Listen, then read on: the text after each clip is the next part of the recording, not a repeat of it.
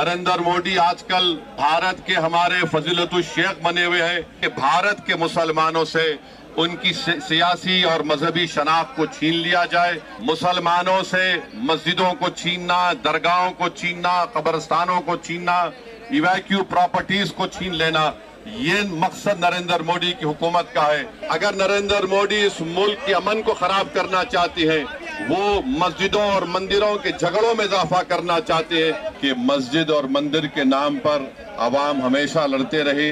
वक्फ bill को लाकर कानून बनाने की जो कोशिशें कर रही है, इस मुल्क में अमन को खराब किया जाए। दिल्ली में 123 वक्फ की जायदादें हैं। बिस्मिल्लाहिर्रहमानिर्रहीम, अस्सलाम वालेकुम व रहमतुल्लाहि व बरकातहू।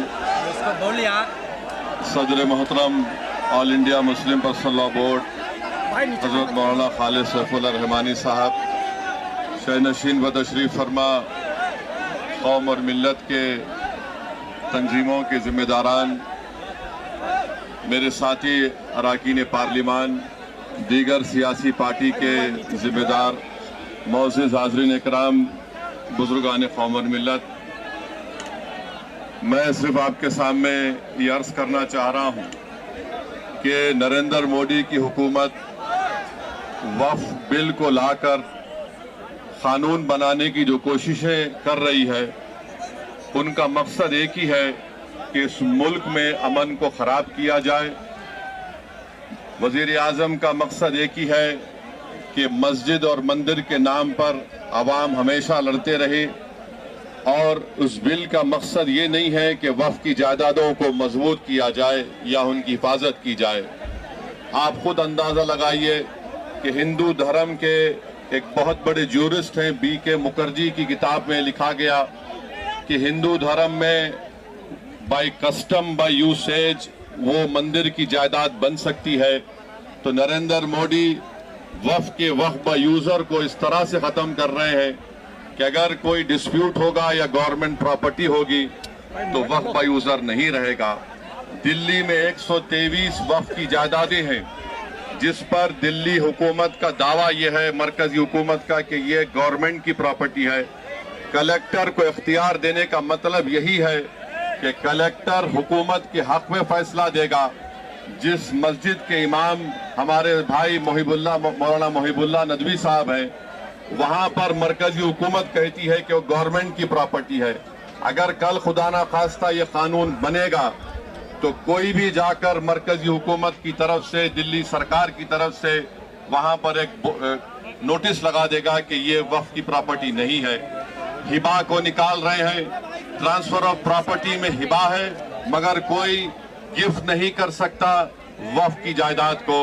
नरेंद्र मोदी आजकल भारत के हमारे फजीलतुल शेख बने हुए हैं और ये बता रहे हैं कि अगर कोई मुसलमान होता है तो उसको 5 साल तक वो वक्फ को नहीं दे सकता है।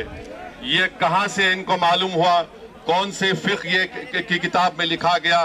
तो इनका मकसद एक ही है कि भारत के मुसलमानों से उनकी सियासी और मजहबी शनाख्त को छीन लिया जाए।